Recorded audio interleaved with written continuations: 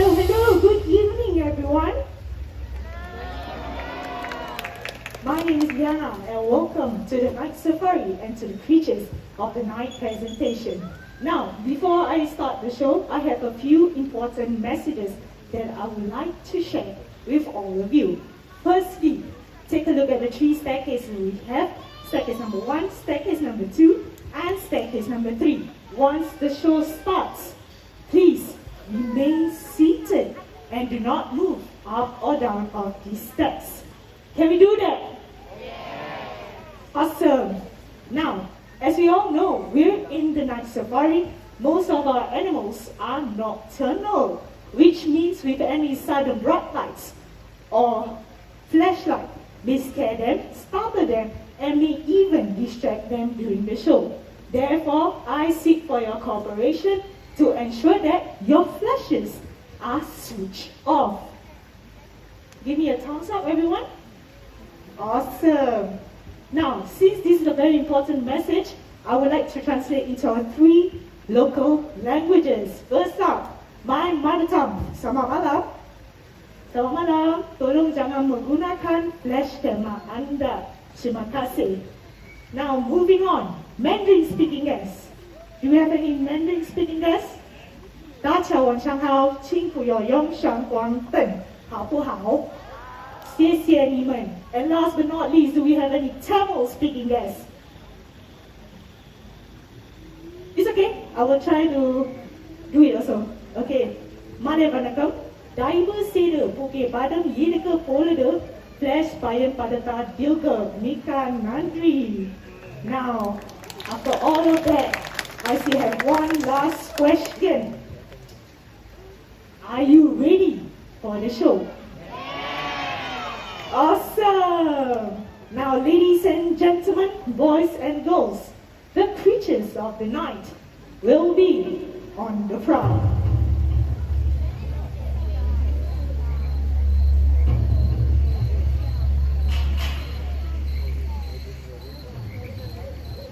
Just before the sunset, the turkey vulture uses a powerful sense of smell to detect predator. This adaptation is unusual in most avian species. Once it has found a carcass, it will rely on other birds and animals to tear it apart and will only stop eating when the carcass has been stripped to the bone. As day comes to an end, this sinister-looking scavengers prepare to rest, just as the creatures of the night begin to awaken. As night falls, 2 worlds, one of sunlight, the other of moonlight, blends into one.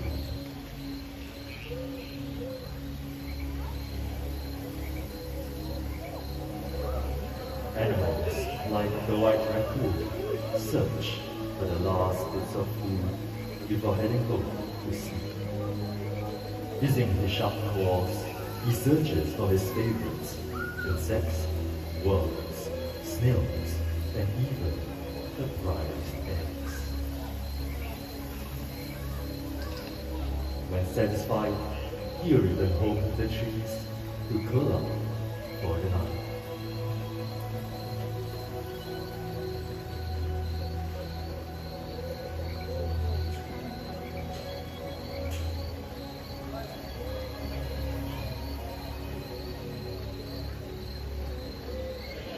As daytime animals settle down to sleep, the forest comes to life. Hidden amongst the shadows, nocturnal animals emerge from the dark silhouettes of the forest. With a body designed for speed and agility, a ghost-like marbled fox appears along the forest clearing. Known for their clever nature, this fox is a versatile and skilled hunter. Using his supreme night vision and keen senses of hearing and smell, he searches through the night for death elusive prey.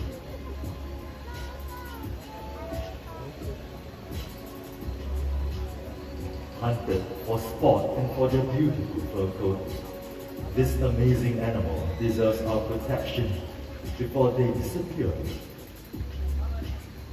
forever.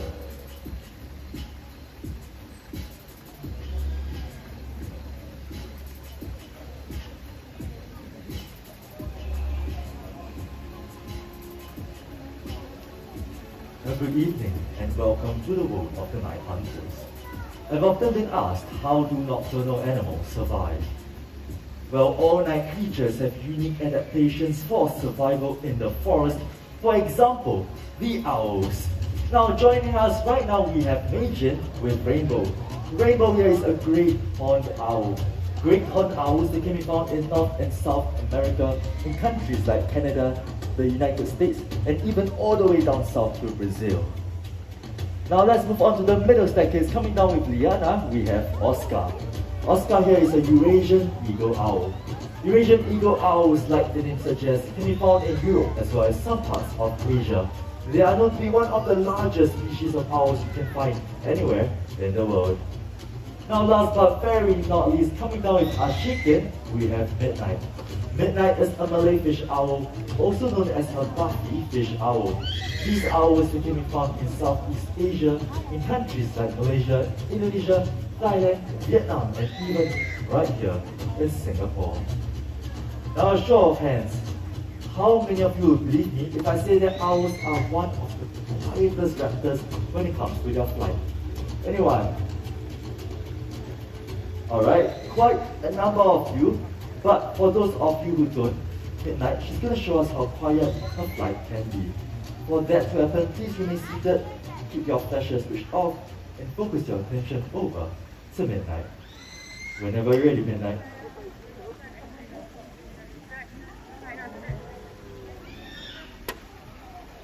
Alright, how about a big round of applause to Midnight for the fantastic flight. But did you all notice that as Midnight flew over our heads, well, she made practically no sound at all? Now the reason for this is because owls, they actually have softened edges on their wingtips. This is what gives owls the very unique ability of silent flight. In fact, this ability is actually so unique that only owls have it among all birds. Now something pretty interesting about owls is that they actually have 3 eyelids, one for blinking, one for sleeping, and one for cleaning their eyes. In fact, the one that cleans their eyes actually goes left and right instead of up and down. In fact, this is not just exclusive to the owls, many birds have this adaptation as well. And seems like Midnight's really enjoying the attention tonight, so while we wait for her to fly back, and while she enjoys the limelight even longer, let me share another interesting fact about owls. Now owls, like many other nocturnal animals, they have a very specific adaptation that helps them to hunt, which is that they actually have ears that are set asymmetrically. This means that one ear is actually higher than the other. This enables an owl to triangulate the exact location of its prey, even in total darkness, which is actually how owls can actually hunt without their eyesight at all, and right on time. Now with that, how about a big round of applause for Ashikin with Midnight, and we have Majin with Rainbow. Now, in case you're wondering, I've not quite forgotten about Oscar, because Oscar is here to show a very unique adaptation of the owl, and it's actually one of the owl's most famous adaptations, which is an owl's ability to rotate its head. Now, does anyone know exactly to how many degrees owls can rotate their heads? I'll give you 3 options, and if you think is the right answer, just put up your hands, alright? So my first option is 180 degrees. Who thinks owls can turn 180 degrees? Alright, no one, very good. Okay, a few hands. Now the next option, 270 degrees. Well, most of you think it's 270 degrees, but the last option, 360 degrees. Okay, quite a few of you, but 360, there is a full circle. So Oscar's head might just pop off. Now the correct answer is actually 270 degrees. Yes. And Oscar is going to show that right now. And there we go, wow. Now that was pretty quick, so let's do that one more time.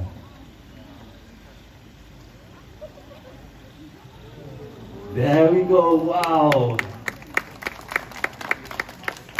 Now owls, unlike you and I, they do not have eyeballs. Instead, they have tubular rods as their eyes, so they cannot rotate their eyes up and down or left and right. To compensate for this, they actually have to turn their heads a full 270 degrees to look around their surroundings. Now you can just see how powerful Oscar is. Now they are one of the largest species of owls in the world, and you just saw the wingspan can actually measure up to 6 feet in length. Now that's about the average height of a human male. Alright, and it seems like they are ready to head back, so I will give it up for Oscar along with Liana.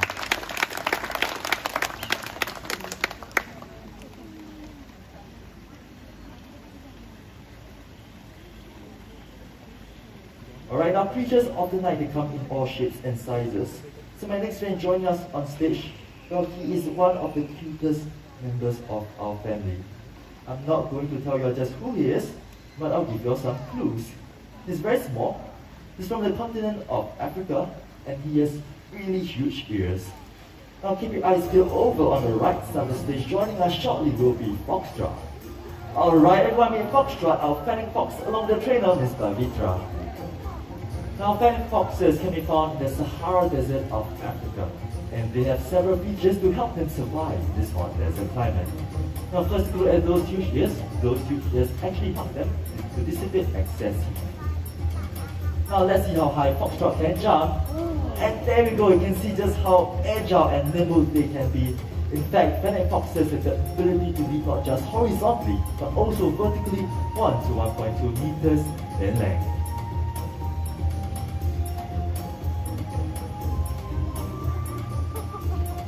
Alright, one more jump. There we go, fantastic. Now take a look at Foxtrot's fur, you will see an orange coloration. This coloration actually helps them to camouflage in the desert sand.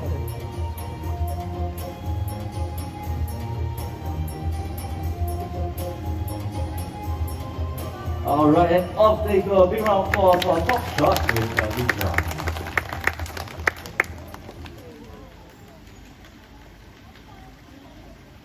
Now from one of the smallest hunters of Africa, we're coming face to face with one of Africa's largest.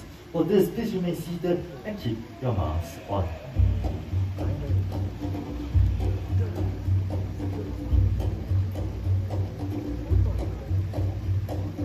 A famous hunter from the African continent.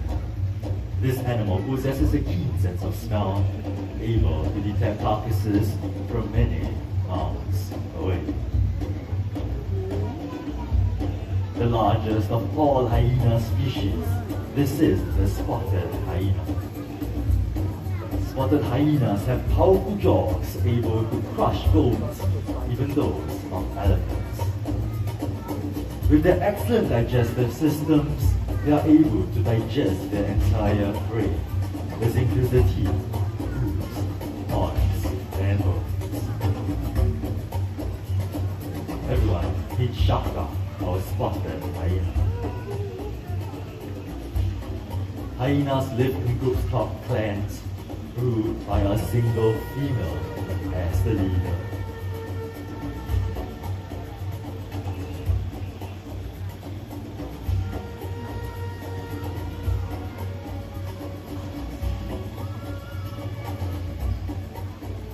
Now many people think that hyenas are part of the canine family due to their dog-like features, but in fact, they are much more closely related to the cats.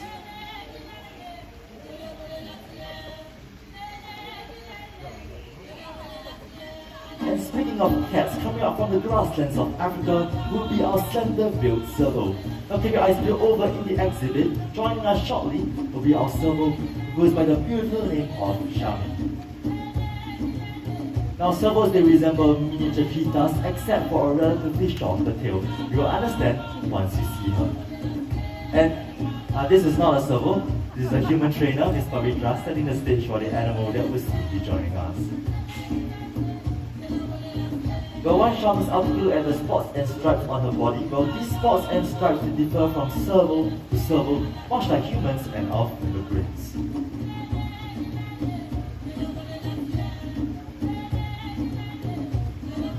And there she is, everyone, meet Xiaomi, our African serval. Now, servals, they are well adapted for hunting. They have long center paws which help them to dig into burrows and poop out prey to eat, just like that. Now, right now the trainer is holding on to an enrichment device which mimics a bird flying around Xiaomi. So let's see the hunting ability of a serval tonight. As you can see, servals are incredibly swift and agile, making them one of the most successful of all night hunters. Come on, Xiaomi. Alright, there we go, everyone. Give it up for Xiaomi with Garitra. Now, while Xiaomi is still out there, take a look at the back of her ears. You may notice black and white markings. Well, these black and white markings, they are known as ocelli.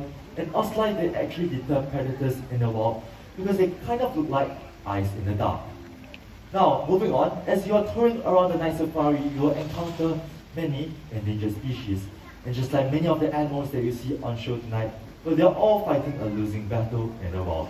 Now, it is estimated that at least 300 species of animals go extinct every single year. Everyone, meet Toffee, the same white raccoon that you saw earlier on in the show. Now, Toffee is going to show us a very unique adaptation of the raccoon, which is the raccoon's very dexterous paws. As you can see, they are able to open up lids of jars and containers just like that. Now, for those of you who missed that, not to worry, because Toffee is going to move on to another bottle right now. And there we go. Alright, now he's enjoying some of his favorite treats, which are grapes, apples, and bananas. Now, some of you may be thinking that Toffee is an albino raccoon, but that's actually not true. Because Toffee, here he's just a cream-colored version of a common raccoon. Because Toffee, he has brown eyes, and an albino raccoon would have pink eyes. Now, right now it seems like he has gone for one of his favorite activities, which is to dig. As you can see, raccoons have really sharp claws, which helps them to dig out through the soil for bugs and insects. Alright, now we have Mr. Timothy, who's going to try to usher Toffee back home. And, alright, almost there. Now the animals here are trained using positive reinforcement training. So all the behaviors that you see on show tonight, they are actually all voluntary. They are rewarded with their favorite treats for a job well done. But sometimes they prefer to just do what they want to do. And right now, Toffee seems like he just prefers to enjoy his time on stage, digging through all the soils and looking for all the critters to eat. Alright, off he goes. A big hand for Toffee as well as the trainer, Mr. Timothy. Alright, now it makes me wonder what we humans throw away that may attract animals like Toffee. So let's take a look. We have common everyday items, plastic bottles, tin cans, and a paper carton. Now, of course, all of these items would disappear if we all started to use items like this reusable water bottle. Now, the items left on the floor right now, they actually come from nature in one way or another, and they have one thing in common, which is that they can be one more time, a little louder, can be recycled, that is right. Alright, outcomes are very good in recycling. Thank you, Timothy. Now joining me on stage will be two of my faithful assistants, who will show us what we can do to start to make a difference. They'll be Bailey and Bubbles, a pair of sisters. They are 4 years of age, and they'll be joining us from this side on the stage. And here they come, everyone, Bailey and Bubbles, our Asian smoker otters. Alright, now tonight I'll meet our tin Bubbles, and Bubbles going for the tin cans. Bubbles, one at a time. Alright. Come on, Bubbles. Just drop it in. Come on. Just let it go. Bubbles. Almost there. Almost. Alright. We have done with one. We have one to go. Come on. Just Bubbles. Recycling, not juggling. Come on. You're almost there. Just like you did before. Come on. So close. Bailey is done in 3. Just push it in. Alright. We are done with the tin cans and the plastic bottles, but we have one paper carton. Paper carton. You do it yourself. Bye-bye. Well, I still think that they did a fantastic job. So how about big round applause for Bailey and Bubbles of Asian Small Craft Artists. Now I think it's their way of saying that they can do it, so can we. So on behalf of all of us here tonight, I'll recycle the paper carton in this department. Now Bailey and Bubbles, they may be small, but they share a very important message, which is that we can all reduce, reuse, and recycle. Now with that, sadly, our journey into the night has come to an end. But let's not forget the lessons that we have learned tonight. From the owls in the sky to the raccoons on the forest floor, they all want to share a message, which is that we can all protect their cousins in the wild, as well as the fragile environments that they call home. Now remember, what you do makes a difference, and it is entirely up to you to decide what difference you want to make. Because after all, the greatest threat to our planet is the belief that someone else will save it for us. Now before we end the show proper, there's a very special guest for all of you to meet. She's actually the newest member of the Creatures of the Night show. She goes by the name of Floppy, and Floppy is a Philippine slow loris. Now some background, in the exotic pet trade, many animals are separated from their parents at a very young age. And as such, they do not get the needed skills for survival, and Floppy is an example of this. She was actually seized by local authorities in Singapore from the illegal pet trade and given to us here at the night safari. Now sadly, many of these exotic animals that are kept as pets, they do not get the nutrition that they require, and often when they grow too old or become too much of a pain to care for, they get abandoned by their owners. Having said this, I'm sure we can all agree that each and single animal life is not for ours to trade. Now with Floppy's presence here on stage, as well as all the animals that you've seen on our show, I hope all of us can leave here with a greater appreciation for wildlife and conservation. Now with that, my name is Kim. Joining me on stage, this is Timothy with Rainbow, we have Liana with Floppy, and we have Megan with Midnight. Thank you all so much, take care, stay safe, and bye bye everyone.